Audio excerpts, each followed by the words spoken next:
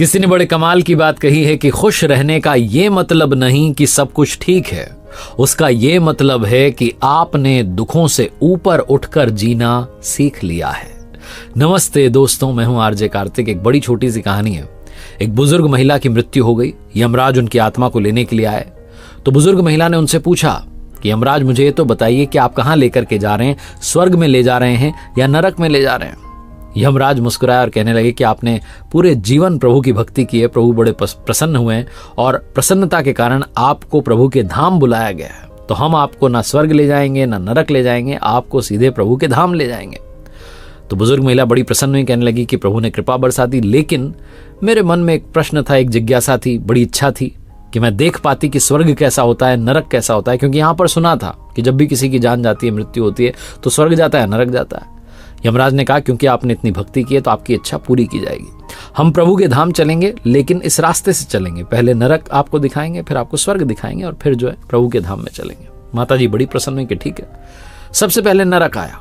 वहां पर लोग चिल्ला रहे थे, चीख रहे थे, रो रहे थे। बहुत गम का माहौल था, दुख का माहौल था, एक भय का वातावरण बना हुआ था। माता जी ने चारों तरफ देखा तो बीच में एक बर्तन जो था ऊंचाई पर लटका हुआ था, 100 फीट की ऊंचाई थी और एक बड़ी सी चम्मच जो थी वो लटकी हुई थी। माता जी ने वहां जो लोग रो रहे थे उनमें से किसी से पूछा कि इतना रो क्यों रहे हो, क्यों परेशान हो, और ये महक आ रही है इस बर्तन में है क्या। तो ये कहने लगा, इसमें तो बड़ी स्वादिष्ट सी खीर बनी है, तैयार है, लेकिन हम खा नहीं पा रहे हैं और रो इसलिए रहे हैं क्योंकि भूखे हैं। बहुत दिन पहले कुछ खाया था, तब से अब तक दर्द में है, भूख के मारे प्राण निकले जा रहे हैं, प्राण जाते नहीं है और ये पीड़ा खत्म नहीं हो रही है। बुजुर्ग महिला ने कुछ लोगों से और पूछा, उन्होंने भी यही जवाब दिया कि क्या करें, बर्तन इतनी ऊंचाई पर है, कैसे पहुंचेंगे वहां तक, आप ही बताओ। बुजुर्ग महिला वहां से चल दी कि चलो एक बार चल करके स्वर्ग भी देख लें वहां क्या है। जब स्वर्ग की तरफ गए तो ठहाकों की आवाज आ रही थी, खुशनुमा माहौल था, हंसी मजाक चल रहा था, लोग बड़े प्रसन्न थे। उन माता जी ने फिर से चारों तरफ देखा तो उन्हें दिखाई दिया कि बीच में ठीक वैसा ही सीन था जैसा नरक में था। बीच में एक बर्तन जो था वो लटका हुआ था ऊंचाई पर, 100 फीट की ऊंचाई पर, और एक बड़ा चम्मच जो था वो लटका हुआ था उसके साथ में। लेकिन लोग बड़े प्रसन्न थे। तो माता जी ने किसी एक से पूछा कि ये बताइए, इतनी ऊपर जो है बर्तन लटका, इसमें क्या है, महक बड़ी अच्छी आ रही। उसने कहा खीर बनी है। माता जी समझ गई कि सेम सिचुएशन है दोनों तरफ। माता जी ने कहा, फिर आप तो पहुंच नहीं पाते होंगे, भूख लगती होगी, भूख के मारे पीड़ा होती होगी, प्राण निकलते होंगे, और आप तो बड़े खुश हैं, सब प्रसन्न हैं। तो एक व्यक्ति ने कहा कि वो जो सबसे सीनियर बैठे हैं उनसे जाकर के पूछिए, वो आपको इसका उत्तर देंगे। तो उन सब में जो सबसे सीनियर थे उनके पास माता जी गई और कहने लगी कि आप ही बताइए, ये मेरे मन अंदर जिज्ञासा है कि कैसे जो आप बर्तन तक पहुंचते हैं, कैसे सबको जो है प्रसाद मिल जाता है, भूख मिट जाती है, भूख तो लगती होगी ना, इतना ऊपर बर्तन लटका कैसे पहुंचोगे। तो वो सीनियर थे, वो मुस्कुराने लगे, कहने लगे कि आपने दही हांडी के बारे में नहीं सुना।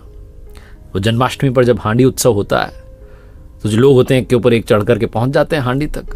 हमारे यहाँ भी जितने नौजवान हैं उनकी एक टोली बनाई हुई है, वही के ऊपर एक चढ़ करके जो है वहां तक पहुंच जाते हैं और सबके लिए प्रसाद लेकर के आ जाते हैं। सबको प्रसाद मिल जाता है, सब भरपेट प्रसाद पाते हैं और प्रसन्न रहते हैं।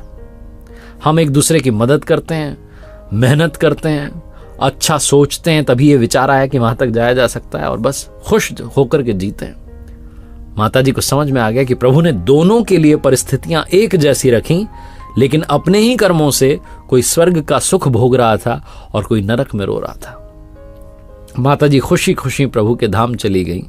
बड़ी छोटी सी कहानी है जिसका सार ये सिखाता है कि सिचुएशन सेम रहेगी, लेकिन आप कैसे रिएक्ट करते हैं, आपका रिएक्शन क्या होता है, आप कितनी मेहनत करते हैं, आप कितनी मदद करते हैं दूसरों की, आप कितना अच्छा सोच पाते हैं, लाइफ आपकी वैसे ही बनती चली जाएगी। वो स्वर्ग वाली भी हो सकती है, नरक वाली भी हो सकती है।